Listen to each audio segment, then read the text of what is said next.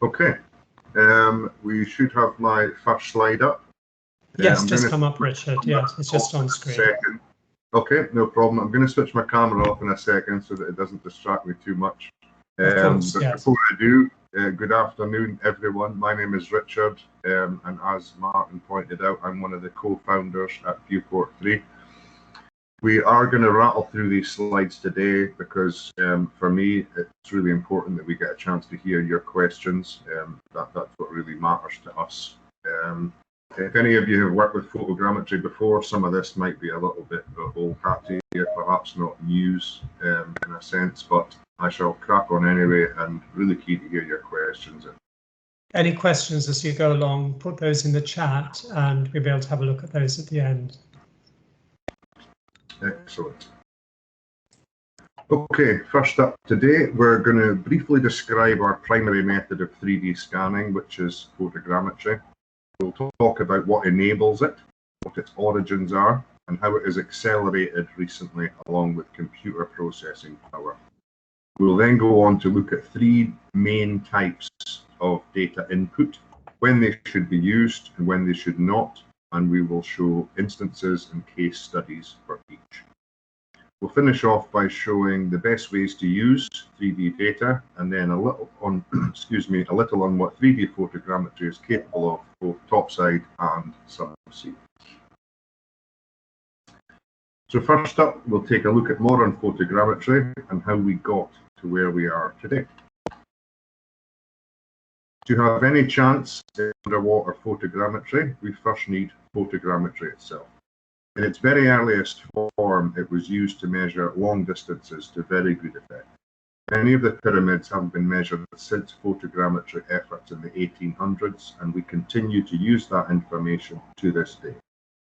Photogrammetry is very simply defined as the process and technique of using images to take measurements. In these instances, the operator would use one photograph and one trigonometry calculation to determine one measurement. The second thing we need is underwater photography. This is the world's first underwater photograph. It used a state-of-the-art camera on a stick system and came 90 years after the invention of the camera itself. Once we had that, we could conceivably have performed underwater 3D photogrammetry, but the sheer scale of the Dickensian math houses would have certainly been prohibitive.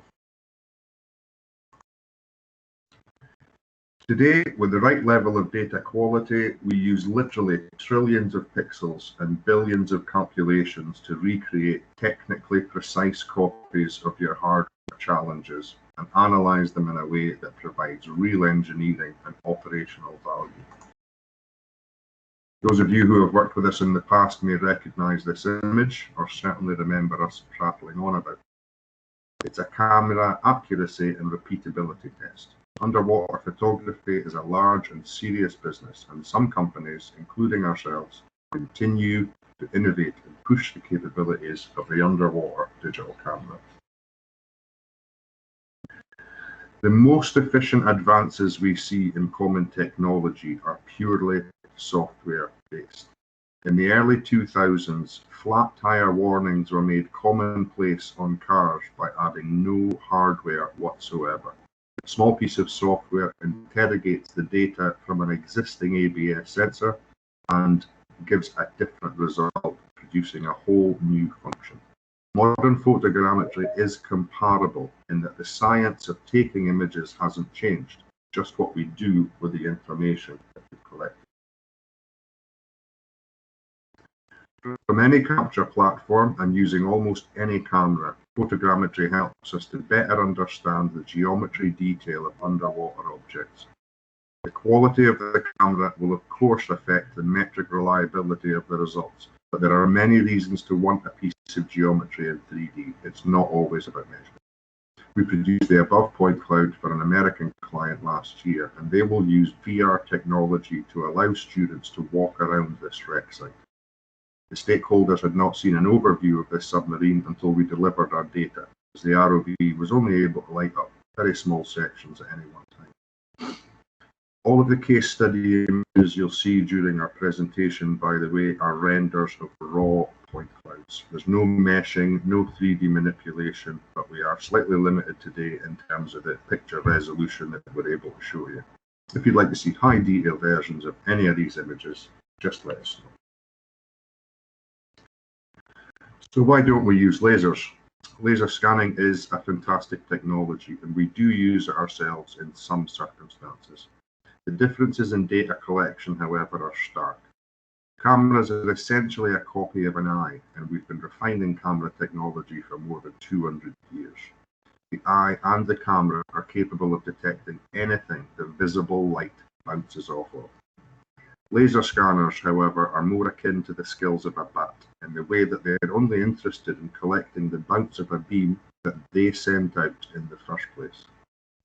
The ability to change the way we light up a scanning subject before capture provides huge levels of flexibility in terms of overcoming usual and unusual worksite challenges.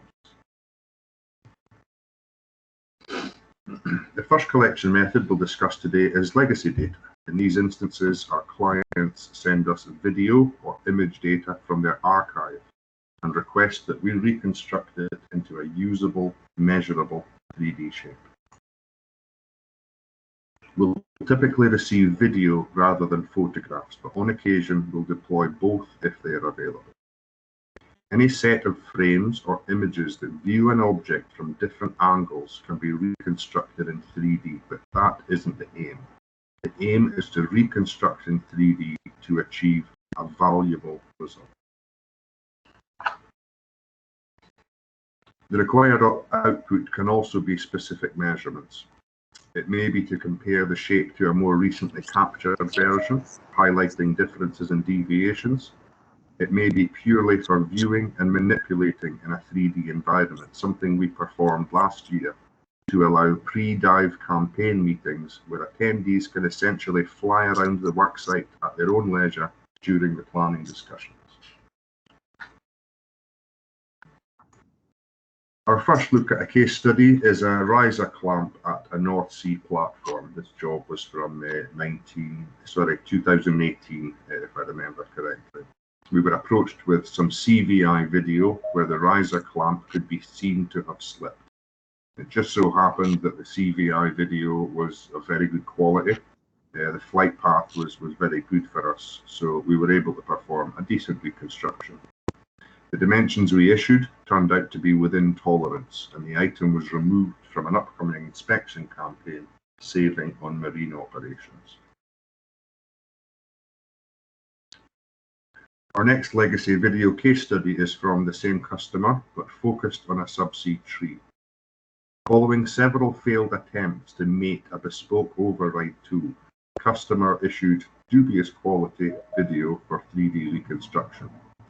We returned details of the ROV bucket, and the reasons for the failure were immediately understood. We also settled an alignment query and negated controls jumper modifications by showing that the original jumper design would mate without any interference.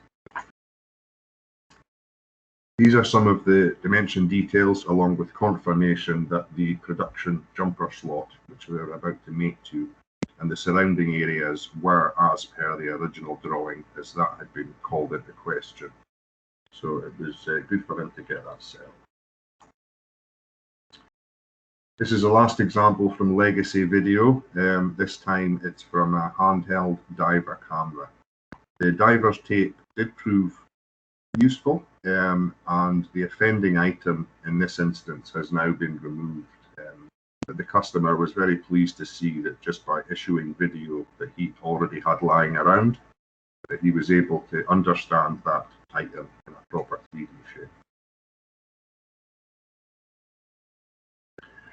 So the next level of subsea scanning comes from a very simple method of using the fitted or easily available cameras to perform the capture activities.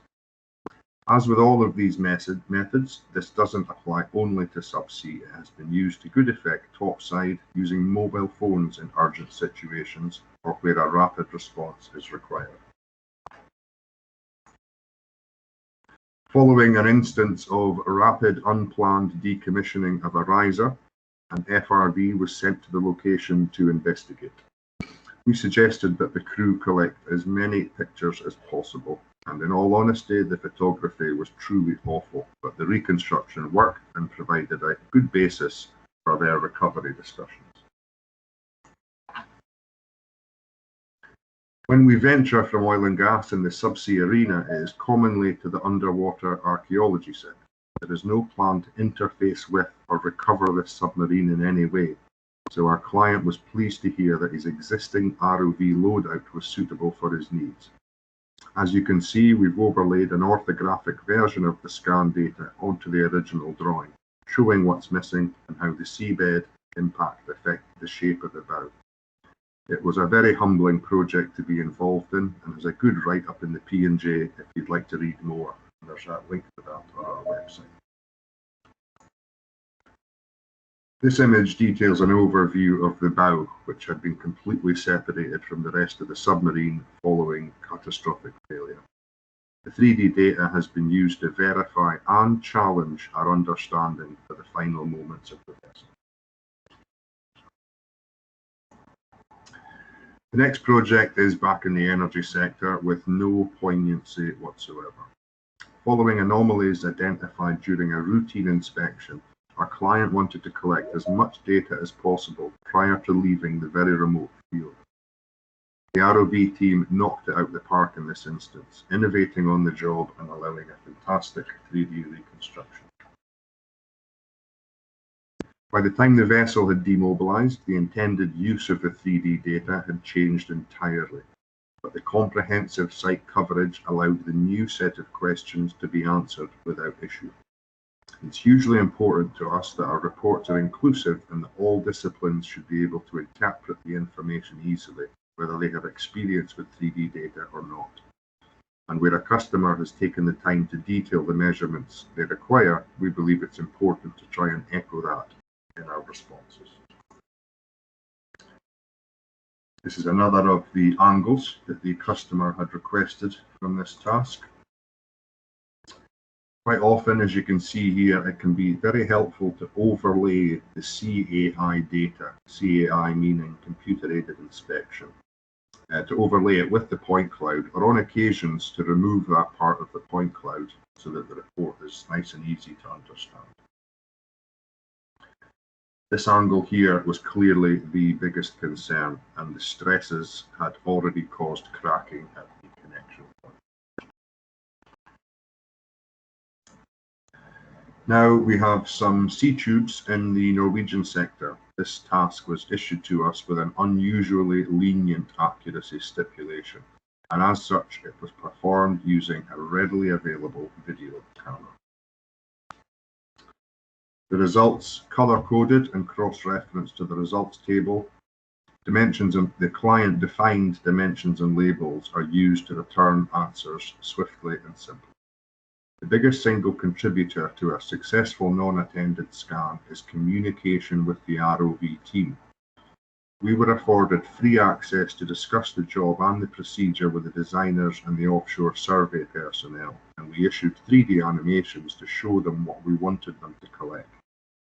Regardless of who you might use for 3D scanning, we recommend you connect them directly with the ROV team and the engineers who will use the data. It always helps without exception.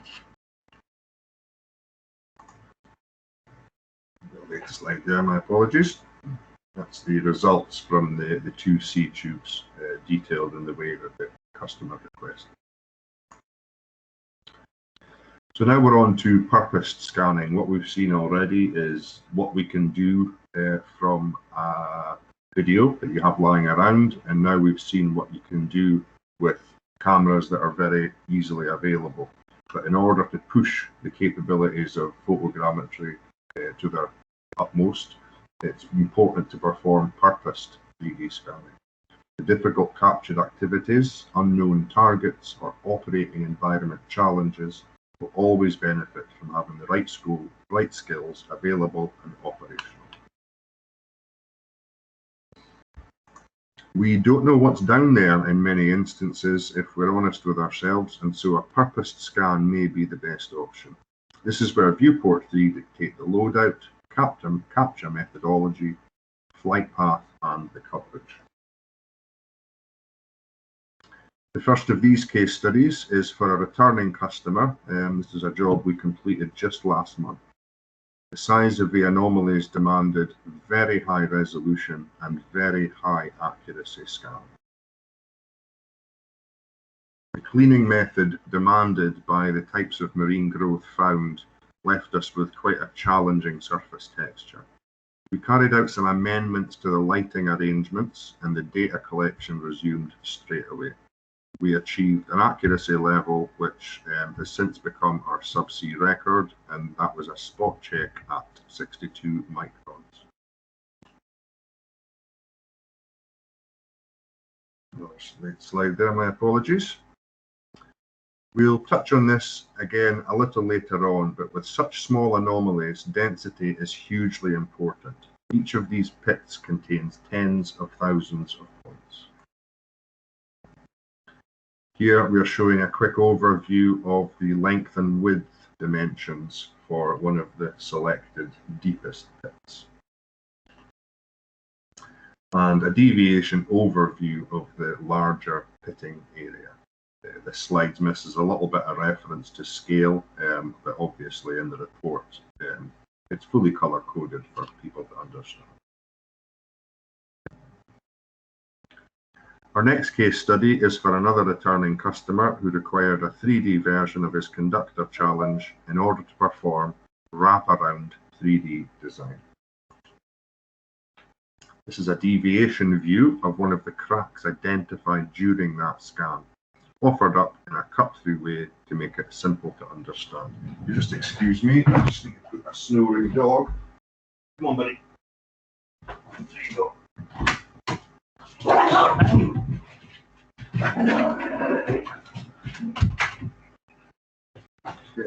Sorry about that.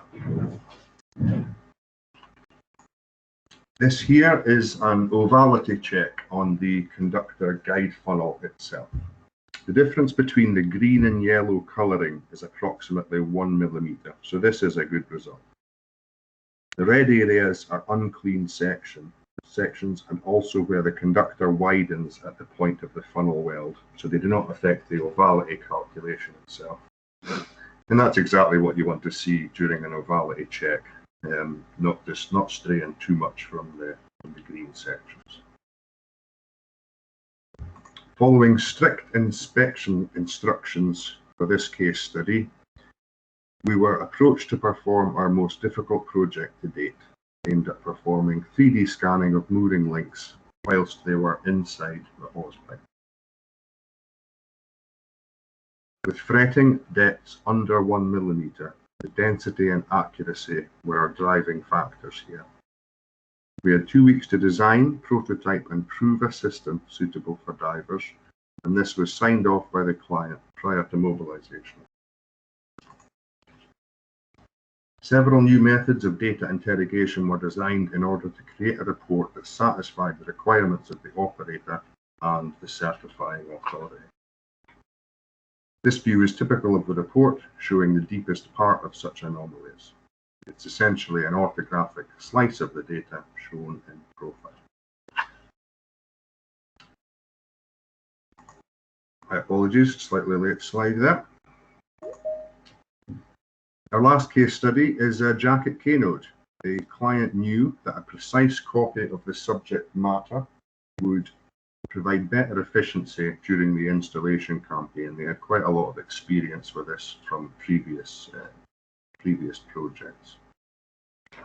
We were very pleased to learn that their wraparound design resulted in a clamp that fitted first time with no delays or offshore modifications. As you can see here, we are further highlighting some of the dimensions that the customer asked for. Due to the tight accuracy requested by the customer, the data set was very dense, as can be seen by the capture of the weld here on this castellated liner. So now that we've collected 3D information, we now need to interrogate it and analyze it in a way that does justice to the level of data that we have collected. It is crucial that the selected method does not undo any of our hard work by adding inaccuracies that weren't present in the collected data. And we've seen too many examples of that, where a good or decent 3D data set is essentially made less accurate by the interrogation methods used in the analysis techniques. And we don't think that that's something that is very clever. So a little bit of a mention here on meshing. This is something that's performed quite a lot. It is the easiest way to allow measurement and completion, if you like, of substandard data sets, but please do not do it. Meshing essentially draws triangles between sets of points, and in most circumstances, we suggest you don't accept any reverse engineering or CAI work completed from a meshed shape. We mesh shapes for 3D printing, finite element analysis, and then occasionally to help with a CAD conversion.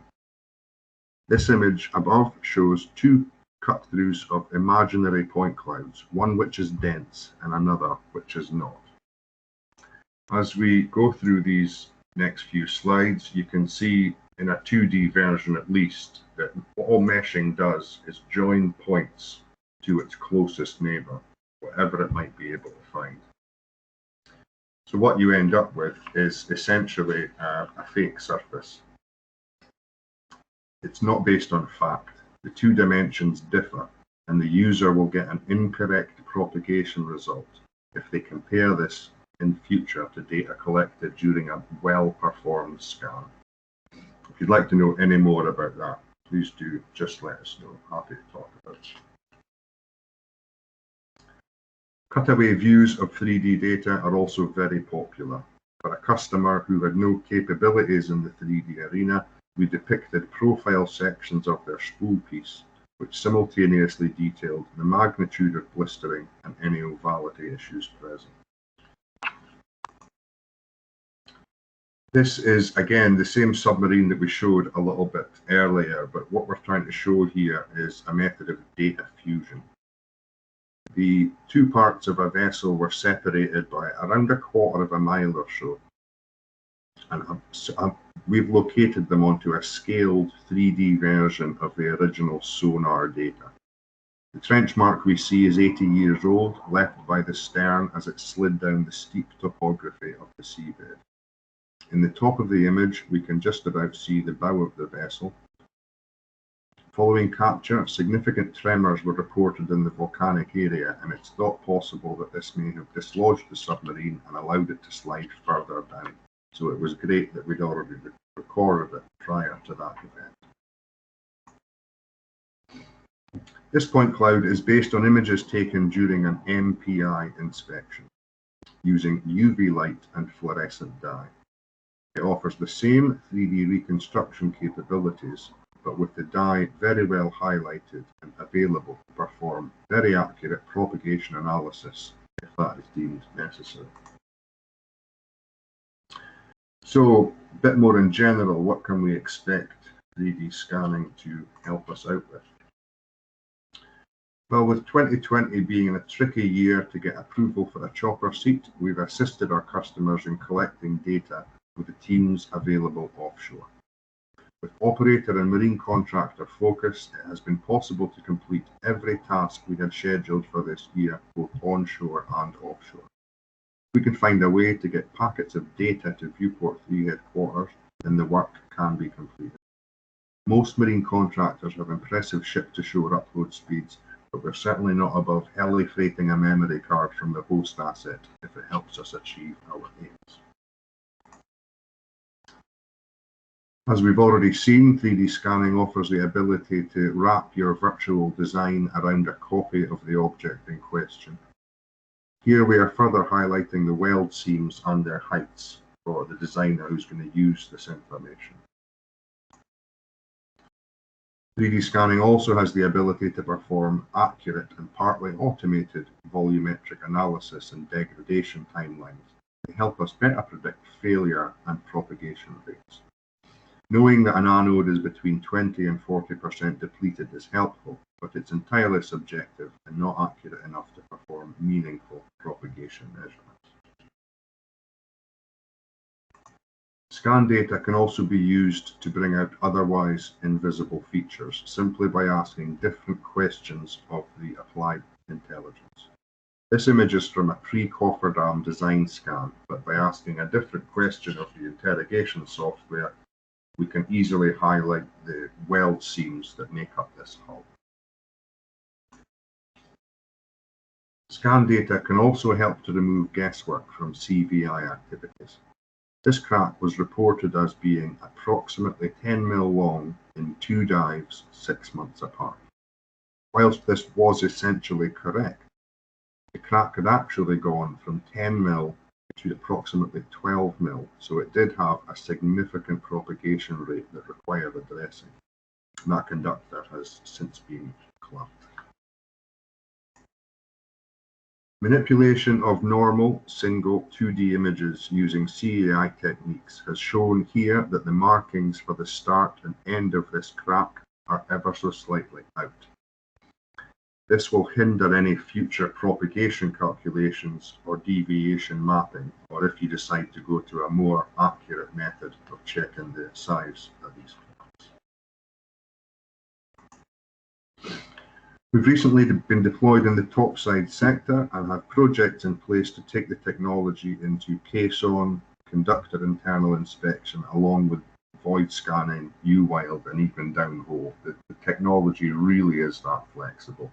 If you can put a camera in front of something, then you are halfway to having completed your 3D scan, essentially.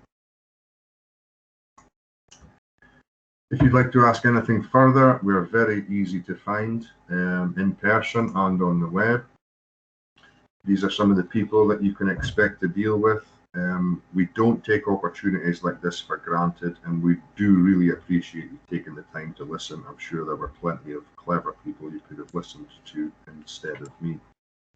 Just to finish up, we would encourage you to investigate and extract value from all underwater scanning options, because the cost of project delays caused by not knowing the true shape of something will always tower over the cost of finding that something out.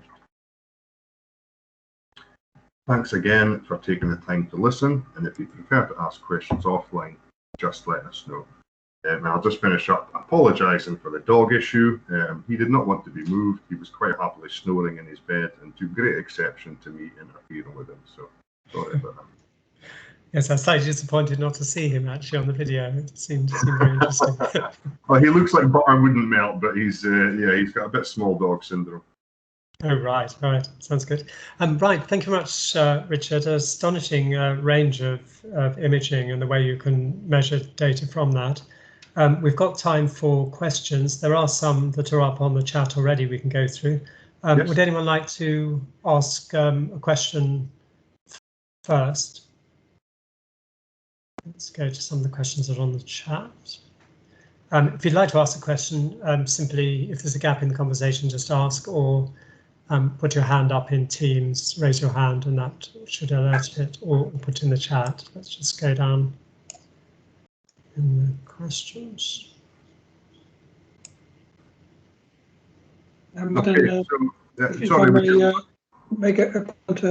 Thanks, Richard, for the examples.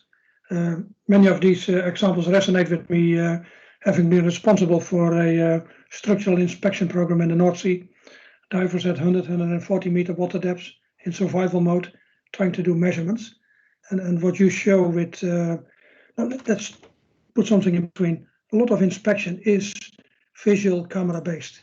Yeah. And that is the workhorse for a lot of underwater inspection. But what you show us, what you are adding is quantification of what you see.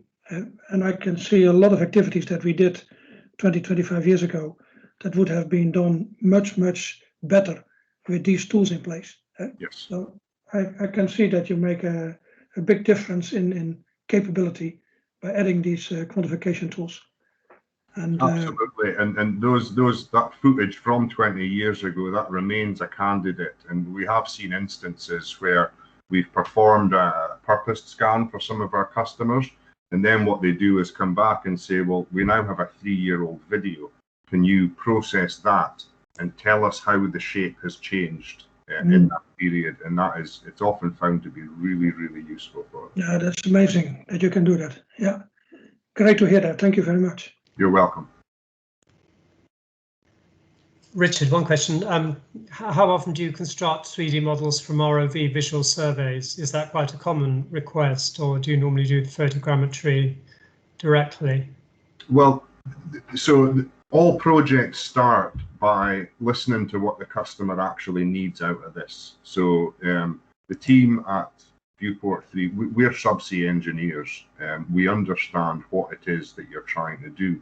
So we do encourage people to tell us what the problem is, and that might allow us an opportunity to sort of innovate. But if you ask for incredibly high accuracy, you're probably not going to get that from a legacy CVI video.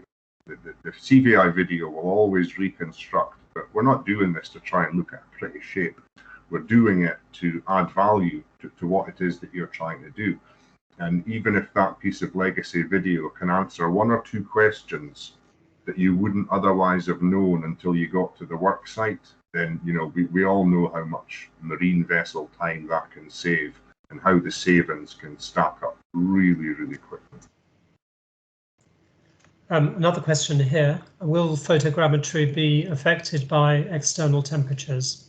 If we're 3D scanning boiling potatoes, then yeah, that would be a challenge. But yeah, the temperature, no, there's no consequence at all. And if we're talking in terms of seabed water temperatures that can be found at sea, or then no issue with that. A question from Bello Salihu. Thanks, Richard. How best can we make collected photogrammetry image data adaptable to conversion into an FEA-ready mesh? So, first of all, your scan has to be absolutely fantastic. There is no point in doing some analysis like that on a shape that you do not trust, and a shape that you do not have faith in. As we looked at a little bit, there are reasons that you should very rarely mesh, but FEA is one of them. Although we understand that the software companies are trying to make it work with point clouds so that they can remove that step of meshing in between. So yeah, excuse me, the data needs to be absolutely fantastic if you're going to do a meaningful FEA analysis, because any gaps that we have in that scan data, they will be filled in by the mesh, and then you're not analyzing the shape as it truly is. It's only quite recently that FEA has been a common option for 3D scanning, because the level of detail and the organic shape, if you like, that wasn't what FEA was designed for. They were expecting to get a speck of an H-beam, if you like, and analyze that. But there are a few companies, one of them that we're involved with, that can do FEA from very complex mesh shapes. It's not uncommon that our point clouds have upwards of 80 million points in them, occasionally way more than that. So you do have to be careful when you go for that, and maybe expect that the processing is going to take a little bit longer because you're using a genuine real world shape.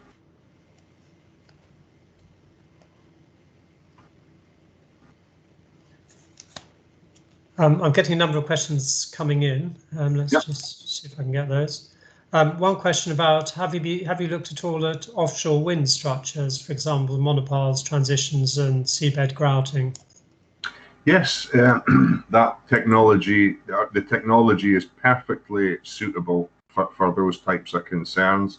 It's not a market that we've chased particularly heavily, but we will transition into that and bring the technology to those types of people. We did have some discussions with some of the energy companies at an expo, the last year, and they wanted 3D scans of their monopiles, but they couldn't tell us why.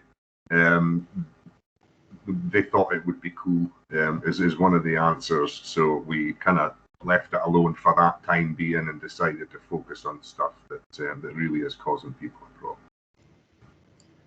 I saw there was a question coming up from a postulist. I'm not seeing it on the chat. Did you want to ask the question from Ms. Strauss? No, Martin, if it did, it was inadvertently. No, I didn't have a question at the moment. Oh, okay, right, okay. There's a question here. Albeit the usage of technology subsea, how will this be adapted to piping owners above sea level? To piping, did you say? Adapted to piping owners above sea level. So I think the question is about above water structures.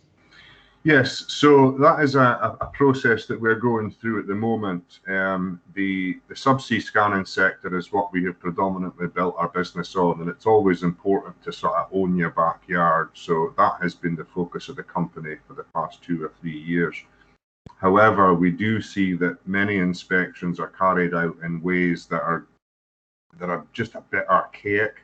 And for all the effort we go to, it would be nice to bring home some really good data, but unfortunately that's not what's happening. So we do have a program underway where we will be applying the same technology to those types of inspections. We've been getting a lot of queries about caissons, J-tubes, conductor legs, all on the internal.